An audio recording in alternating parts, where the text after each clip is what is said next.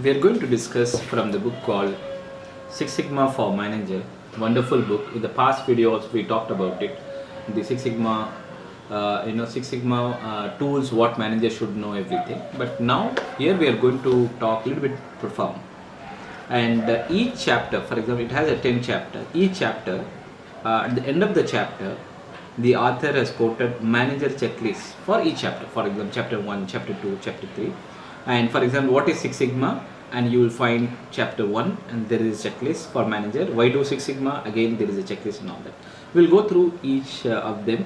For example, this is what is Six Sigma, and it is given in manager checklist for chapter 1, 20, right? In the 20, you will find it like this is the checklist being there for manager, and in that you have like Six Sigma, what is the optimum level of quality quality we have, and it isn't in 3.4 defect we have or more than that, and how the Lean Six Sigma can be applied. Six Sigma is not a theoretical exercise, right? Not about statistic, but it's more about implementation. Six Sigma is the active development statistical tool that eliminates the variations. Six Sigma deploys the human assets and all that. That's what it talks about. Then you have a next chapter, why do Six Sigma, right? Why do Six Sigma? And then you have another checklist to it. And you will find here page number 35, manager checklist for chapter 2. And again, in every process, product or service, what is the hidden defects that is costing more on cost of poor quality, right? Six Sigma requires that truly understand customer viewpoint, whether we are understanding, jotting down all the CTQs, everything, right? And then study every aspect of your process. Don't lay out anything. There is beautiful reference being given in Six Sigma for Dummies, and co-forwarded by Stephen R. Covey, the hidden factory, right? And FedEx, when they wanted to hide every problem and all that, they think that they are Six Sigma, but when they actually implemented, they were not Six Sigma.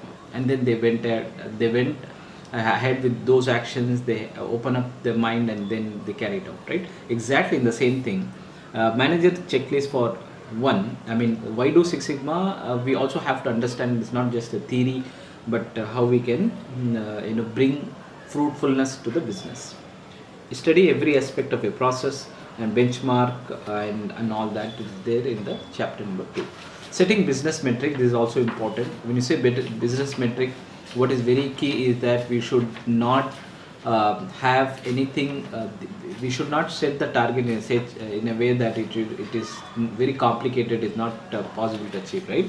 Measurement is very crucial. We know that metric applies statistical tool is basically you can measure in ppm, and so that for instead of saying 99.99 or 99.9, you can say in ppm, so you'll be able to magnify the problem and then you will be able to dig into the problem. Metrics show how the truly what is a true cost of poor quality, and how you can have a metric. Metric must be clear and simple and all that, right? And let's go to the implementing Six Sigma. Again, there is a checklist to it, and there you go.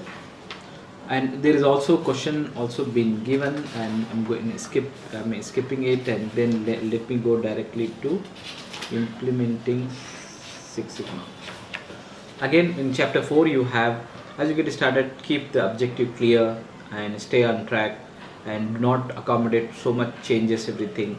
Make sure you and executive regularly communicate why, when and how, and have a gate reviews and survey how much your people actually know about Six Sigma. Plan your Six Sigma initiative well, and choose outsourcer consultant or anybody who is independent can give suggestion. Roles and responsibility, this is also one of the key element, and it is given that your primary source, who is a backup and who is a champion, what is the responsibility of champion, who is the implementer, who is the developer, who is the support. Basically RASI you can give it, roles, responsibility, authority, support, consultant, inform and all that, right? And then you have next chapter, the core of Six Sigma, chapter number 6. Core of Six Sigma, again you have the checklist for manager, wonderful one. Six Sigma is based on either DMAC approach or DMA-DV, right? Define, measure, analyze, improve, control, and then whether we are going as per the plan, and whether all the y equal to f of x, that independent factors have been identified so that we can have a good results on the response side. So this is what it is given there. Furthermore is given there. In the interest of time, I'm just skipping it. And then chapter number 7, quick overview of Six Sigma tool. And again you have wonderful checklist coming out, and from the very same book I have just given the house of quality and so on. Now it's time that we can go through this one. And again in chapter 7, for every chapter it is given. And as your team uses a Six Sigma tool, your advisor leadership roles will be critical to continue project. Stay informed and make sure that everybody is aligned to it. 9 key sequential tool, that is process mapping and XY are the house of quality, MSA process capability, multivariant hypothesis, FMEA, DOE, control shot, all these have been well aligned. So I have already covered in this book. I will also keep in the description also as well. And then next chapter you have selecting Six Sigma projects. Now you see that all we are talking about plan. Now we are talking about selecting the Six Sigma project. Again you have a be judicious in your project selection. Not every business decision is a project. Not every project idea can generate the great result you want. Choose a project that has a high value payoff and a limited efforts, like low effort, high impact. Be sure the project that have demonstrated cost saving has got a return of investment and so on. And how do you sustain the Six Sigma one?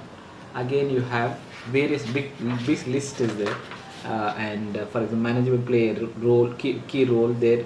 Recognize you must sustain and expand the enthusiasm. FMA is considered to be the greatest tool. And then and then you find out if there is any outlier that's happening, why it is happening and all that. Six Sigma proof positive, one last chapter.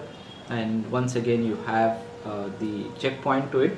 Manager checklist you have, and manager need to be sure that comprehensive final report.